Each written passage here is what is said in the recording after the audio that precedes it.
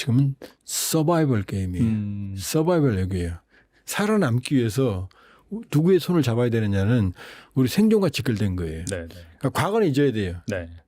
그렇다면 북방은 새로운 기회다. 그러니까 러시아가 약한 우크라이나 침공해서 두들겨 패고 나쁜 놈이고 저놈들은 욕먹어야 되고 그렇지 않아요. 제가 여러 번 러브전쟁 배경도 설명드렸지만 국제사회에서는 약육 강식 힘이 곧 질서인 시대고 네. 냉전 체제도 힘이 곧 질서였는데 이게 나눠져 있던 것 뿐이에요. 그 지역의 두 축이 미국과 소련이었고 그렇게 보면 결국 우리의 생존이 제일 중요한 거고 우리가 살아야 남을 도와줄 거 아니겠어요? 그렇죠. 네. 우리가 코피 터지는 남을 어떻게 도와줘요? 그렇다면 무국화의 시대, 이 질서의 혼돈 시대, 새로운 질서가 오기까지는 시간이 많이 걸릴 거다. 지금 이 혼돈은 불행하게도 끝이 아니다. 입구다. 이 무질서가 계속할 거고 그때는 뭐죠? 나는 내가 지켜야 된다. 실용 외교보다 더 급박한 서바이벌 외교가 필요한 때다. 그리고 경쟁력이 없으면 도태된다. 나 매력 있죠 얘기해봐 소용없어요. 매력이 네. 있어야 돼요. 그런 상황이고 그렇다면 전쟁이 끝나면 러시아는 안북 경남 정책일 거다. 안보는 북한, 네. 경제는 남한. 이때 우리가 쟤네들 뭐 안보는 뭐 북한하고 우리도 그렇게 얘기하는 거죠. 레드라인. 니네들이 북한에 협력하는 레드라인은 이거야. 그 이상 협력은 안 돼.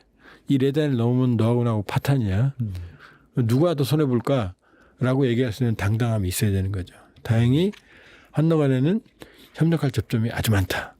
양쪽 상호 윈윈이다. 이렇게 볼 수가 있고 남북관계 지금은 기회가 없지만 자 러시아 푸틴의 미래는 바로 시베리아 극동 북방에 달려 있습니다. 왜? 시베리아 극동에는 천문학적 지하자원이 있어요. 그다음에 TSR 시베리아 횡단철도가 있어요. 블라디보스톡에서 유럽까지 이어지는. 유럽과의 관계가 나쁘든 좋든 물리망을 쓸 거 아니에요. 세계 유일의 횡단철도입니다. 그러면 해상 물동량에 비해서 물동량은 작지만 육상 물동량과 해상 물동량을 같이 물리망을 하늘과 땅 차이거든요. 네. 그러면 시베리아 극동의 자원과 TSR 시베리아 횡단철도 이용하려면 북한이라는 미싱 링크를 이어야 돼요. 북한도 그게 미래예요. 그러니까 러시아의 협력은 남북관계에도 긍정적인 기능을 할 수가 있어요. 북한도 낄 자리가 생기니까. 그다음에 트럼프가 그린란드를 저렇게 탐내는 이유도 북극 항로 때문이거든요. 기회가 생기니까. 그러면 한국은 북극으로 가는 입구에 있잖아요. 그리고 부산항이 세계 2위의 환적항이에요. 세계 2위에. 배들이 오면 물건이 모여서 싣고 가야 되는데 바로 북극에 근접해 있는 항구잖아요. 최근접해 있는 게 부산항이에요. 네. 세계 2위란 일본도 아니에요. 그럼 북극으로 가는 환적항으로서 최고의 경쟁력이잖아요.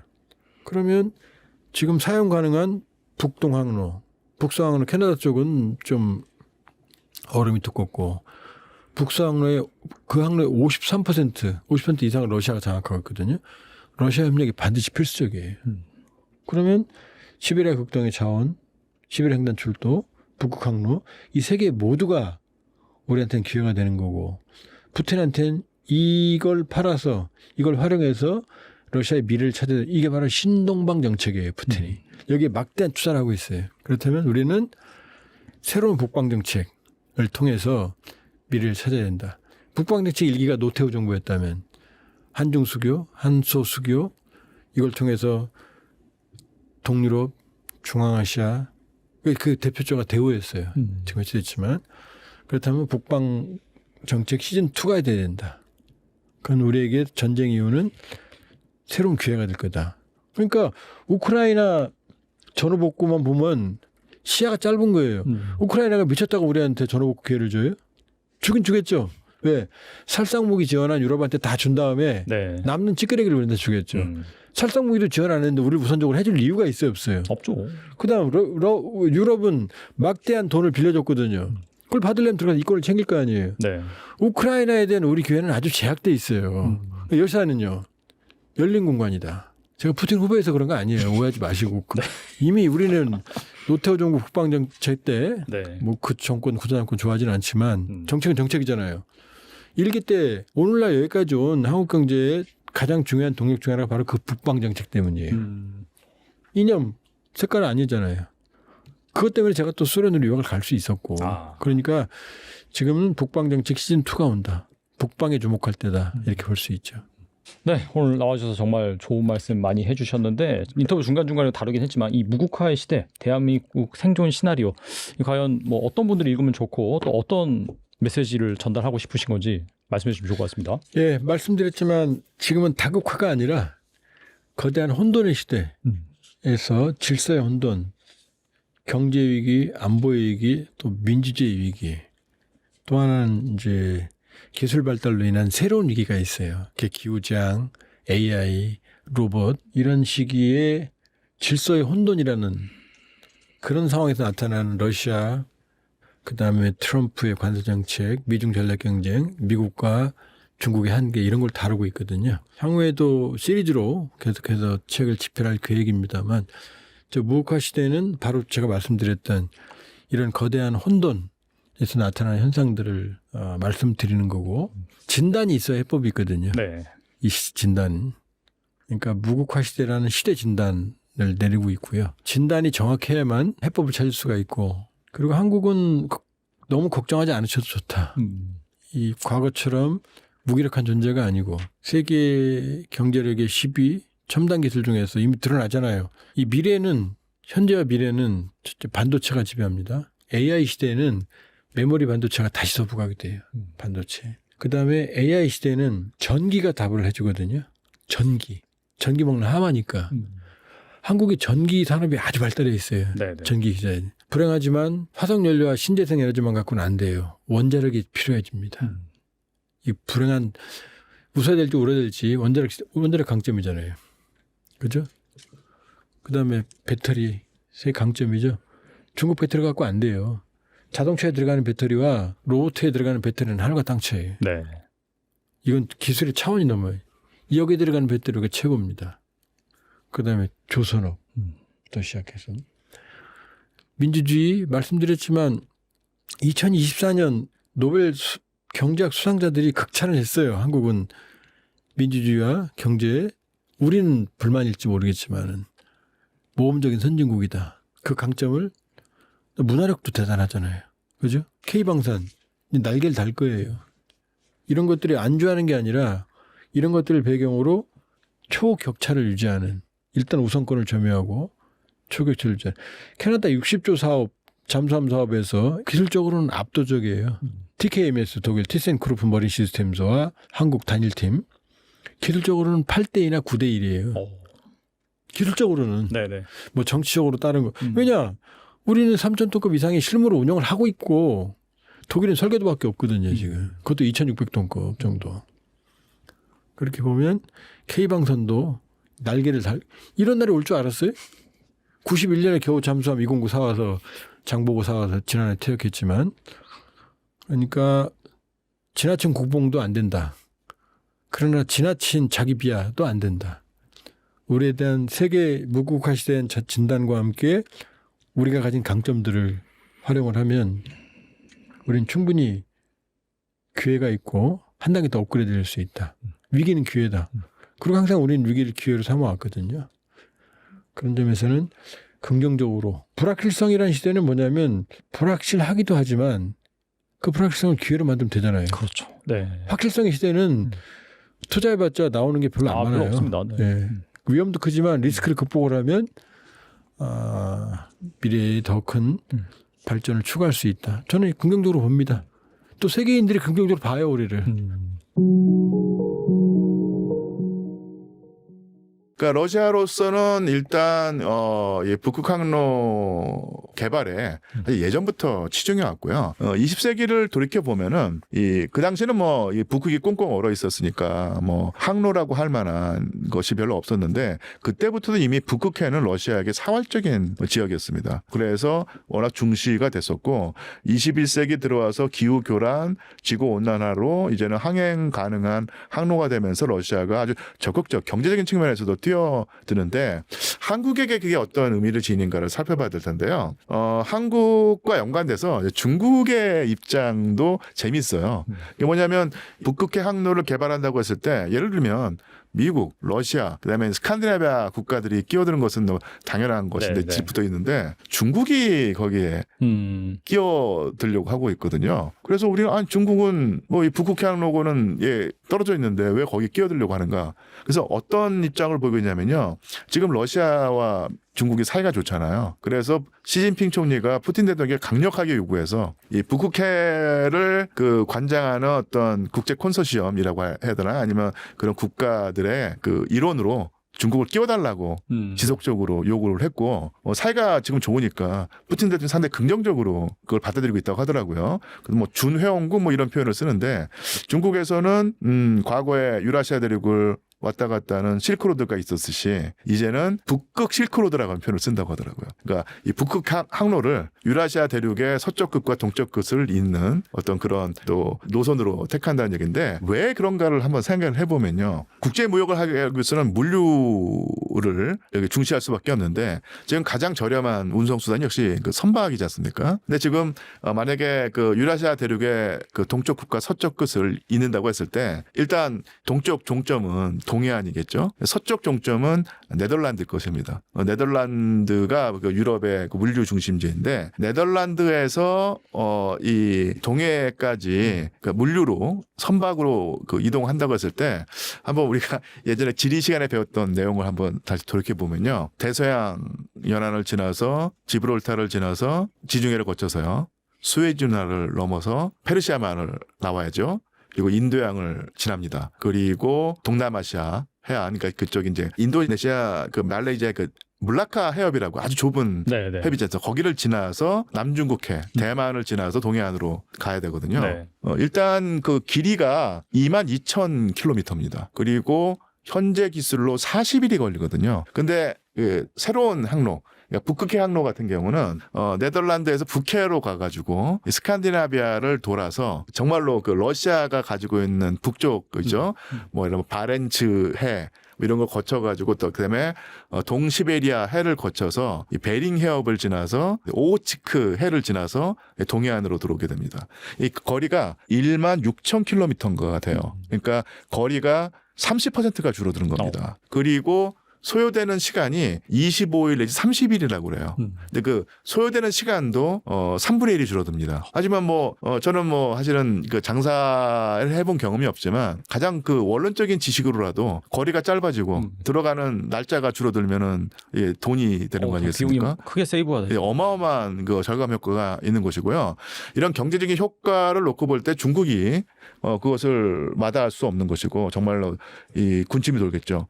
또 하나 중국의 입장에서 볼 때요. 단지 비용 절감의 수준이 아니라 아까도 말씀드린 것처럼 대서양, 그다음에 지중해, 수에즈운하, 페르시아만, 인도양, 물라카 해협, 그다음에 대만, 동해를 지날 때 여러 개의 국가가 관여하는 것이 아니겠습니까? 네네. 그리고 사실 거기에서 중국에게 우호적인 국가가 별로 없어요.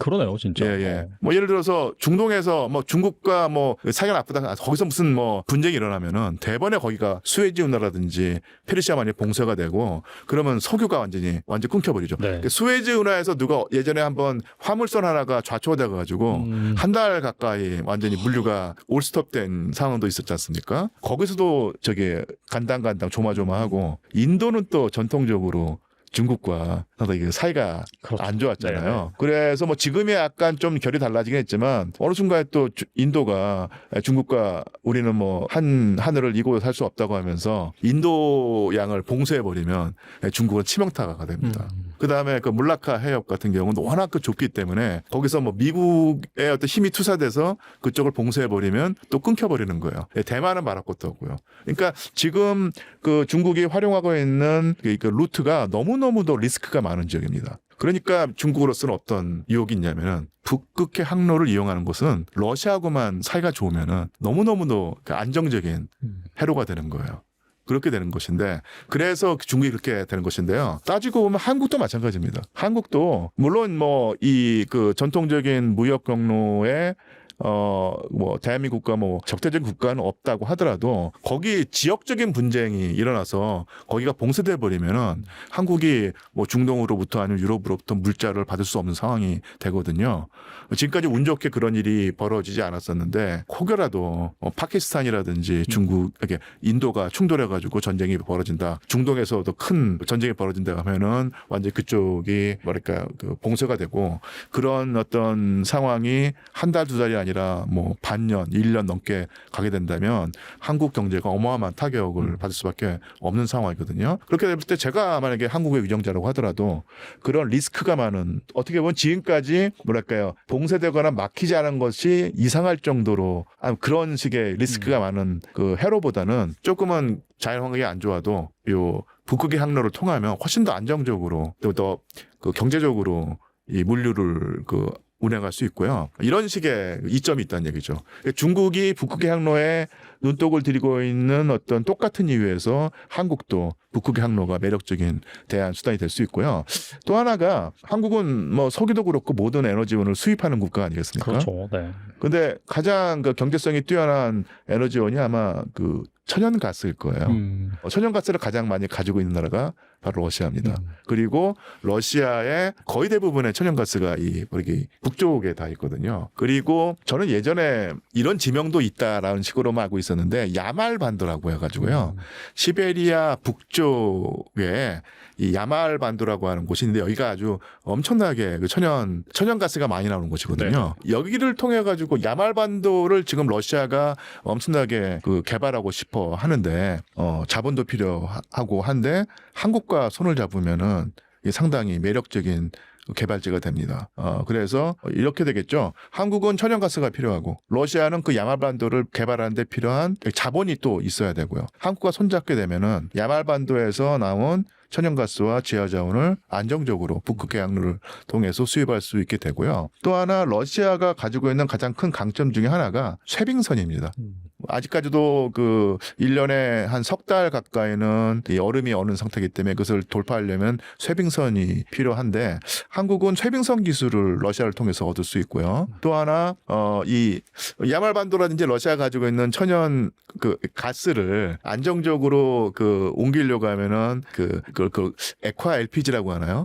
액화 천연가스. 예, 액화 천연가스를 실을 수 있는 배가 있어야 되는데 뭐 액화 천연가스가 워낙 그 쉽게 말하면 위험한 물질이 돼 가지고 정말로 고도로 안정적인 선박 제조 기술이 필요한데 그 기술을 가지고 있는 나라가 몇 안 된다고 합니다. 그렇죠. 네. 그 만들 수 있는 기술을 가진 나라는 뭐 미국이라든지 유럽이겠지만 실제로 배 만드는 어떤 이 분야가 크게 이게 뭐랄까요 남는 장사가 아니기 때문에 지금은 그 운반선과 운반선 설계 기술과 운반선 제조 기술을 가지고 있는 나라가 몇 안 되고 그 나라가 바로 대한민국인데 그렇죠. 네. 러시아로서는 야말반도를 개발하는데 한국 자본이 투여가 되고 쇠빙선은 자기가 가지고 있지만 천연 액화가스 운반선에서 한국의 기술과 제조 능력이 필요하고 이렇게 결합이 되면은 러시아는 쉽게 말하면은 지금까지 놀려온 어떤 자원을 개발해 가지고 수익을 얻을 수 있고요. 한국은 천연 액화가스라고 하는 아주 값싸고 경제성이 있는 에너지원을 러시아로부터 얻을 수 있고 그리고 또 그 경로란 것이 상당히 리스크가 큰 것이 아니라 러시아하고 사이만 좋으면은 정말 안정적으로 유지할 수 있는 그런 그 운송로기 때문에 여러 가지로 이게 조합이 맞는다고 보거든요. 물론 그 실현되기 위해서는 정말 너무한 산이 많이 있지만 제가 대한민국의 위정자라고 하면은 충분히 관심을 가지고 시도하고 투자할 만한 어떤 상황이 아닌 것인가 이렇게 보고 그런 면에서 지금 현 대통령이 울산, 포항, 뭐 부산을 북극의 항로의 종점으로 삼겠다라고 하는 그런 것을 하고 아예 그 해양수산부를 그 부산으로 이전하는 것도 그런 장기적인 그 포석의 일환으로 보이거든요. 정말로 우리가 무시할 수 없는 프로젝트이고 우리 일반 시민들도 그에 대한 어떤 그 지식을 가지고 있어야지 국가 정책으로 전환이 돼서 대한민국이 20세기 중후반기에 경제를 운영하는데 큰 어떤 기반이 되지 않을까 싶습니다. 저는 뭐 조금 약간은 좀 이게 뭐랄까요 일부러라도 그 과장 해서 아니면 좀 이렇게 일부러라도 자신감을 얹어서 말씀을 드리자면 20세기 중후반의 세계 물류는 이 북극해 항로로 결정이 될 것이다. 저는 이렇게 생각을 합니다. 예. 중국 상황이 좀 바뀐 부분이 뭐냐면 그 중국의 그 2대 원유 수출국으로 생각해 본다면 베네수엘라하고 이란이거든요. 근데 이제 최근에 이제 베네수엘라 사태가 터지면서 이 중국을 향하는 유조선이 차단됐습니다. 미국에 의해서. 예, 그리고 지금 이란 같은 경우도 그 미 해군이 이제 개입하면서 지금 아주 뭐 백척간두에 처해 있죠, 이란이. 앞으로 향후 제가 볼 때는 어떻게 일이 끝날지 모르겠지만 이란에서 중국을 향하는 그 이제 아주 싼 가격의 원유는 중국이 이제 더 이상 기대할 수 없다. 차단되든지 아주 높은 가격으로 사든지 둘 중에 하나가 될 것이다. 이렇게 볼 수 있고. 자, 이런 상황이라면 중국이 과거에 이제 시베리아의 힘2라는 가스관 프로젝트를 거절했었는데 이게 다시 이제 관심을 표명하기 시작했다는 그 언론 기사가 있더라고요. 그런데 이것도 쉽지 않은 것이 제가 볼 때 자, 이 천문학적인 건설비를 중국, 러시아 중에 누가 부담할 것인가 하는 문제가 있고요. 그리고 중국은 이제 정상 가격으로 러시아가 원하는 유럽 수준의 정상 가격으로 과연 러시아 가스를 사줄 수 있을 것인가 이런 게 쉽게 답을 내기 어렵습니다. 그리고 또 원래 이게 시베리아 힘 가스 원이라는 가스관이 있거든요. 그거하고 이제 규모를 따져보면 거의 4배 이상 됩니다. 시베리아 힘2 훨씬 길고 관도 2개나 되고 그러다 보니까 제가 볼 때는 최소 건설 기간이 5년 이상 훨씬 더 걸리는 프로젝트다. 그래서 당장의 에너지 해결이 되지 않을 것이다 하는 거고요. 예. 그리고 제일 중요한 거는 러시아의 입장입니다. 러시아는 이제 전쟁 동안 중에는 이제 거의 뭐 중국에 종속되는 그런 어떤 입장을 취했지만 러시아는 전후에는 입장이 바뀔 거로 보고 있습니다. 그걸 알 수 있는 것이 작년 8월 달에 알라스카 미국 러시아 회담이 벌어졌잖아요. 그때 이제 그 전쟁에 관련해서 영토를 떼주고 종전을 하는 그 딜이 미국이 합의를 해준 겁니다. 미국은 러시아 측 제안을 다 받아들인 거예요. 이것은 제가 볼 때 중국 품에서 러시아를 떼내는 그 역lik선 전략의 그 최초의 실행이라고 저는 의미 부여를 하고 싶고요. 게다가 최근에 보면 가자 평화위에 이 푸틴이 10억 달러 지불하면서 상임 이사국 참여하겠다고 했지 않습니까? 이건 러시아가 중국이 아니라 미국을 선택한 것이다. 저는 그 의지가 명확해졌다라고 보고 있고요. 그리고 최근에 푸틴이 그 모스크바에서 외교관 신임장을 수여하는 그런 공식 석상에서 한국에게 이 러브콜을 제기했습니다. 맞아요. 네. 예, 그래서 이제 그런 걸 봤을 때는 지금 제가 볼 때 이 종전 협상과 관련해서 북미 종전이라든지 가스관 철도 부산 연결 같은 이런 러시아로서는 가장 중요한 전후 처리 방안에 대해서 아마 물밑 합의가 되고 있다는 걸 암시하고 있는 그런 부분을 생각하고요. 그리고 이제 러시아는 이제 그 미국에 가담하는 것을 이제 어떤 국가 운명에 훨씬 긍정적인 방향이라고 평가한 것 같고, 그러니까 중국이 아니라 미국을 선택했다고 저는 생각하는 거고요. 그럼에도 불구하고 자, 우리 C5 체제, 평화의 체제에서는 C5에 중국이 포함되지 않습니까? 자, 그래서 이것은 뭘 의미하는 거냐 하면 미국이 과거 냉전처럼 중국을 적대적으로 보지 않고 그냥 경쟁자 수준으로 보면서 그걸 안겠다는 의미거든요. 그러니까 이런 걸 감안했을 때는 중국, 러시아 사이가 중국을 포기하고 미국으로 간다는 개념이 아니고 주된 관계는 미국, 러시아 사이가 이루어지겠지만 중국하고도 러시아는 일정 수준의 그 수준은 유지할 것이다. 이렇게 저는 생각하고요. 그러나 전체적으로 봤을 때 러시아에서는 북극 항로, 그 철도 가스관 부산 연결, 베링 해저 터널, 또 수소 에너지 전환 이 부분에 대해서는 러시아는 미국과 한국 편으로 기울어졌다. 이렇게 저는 생각합니다.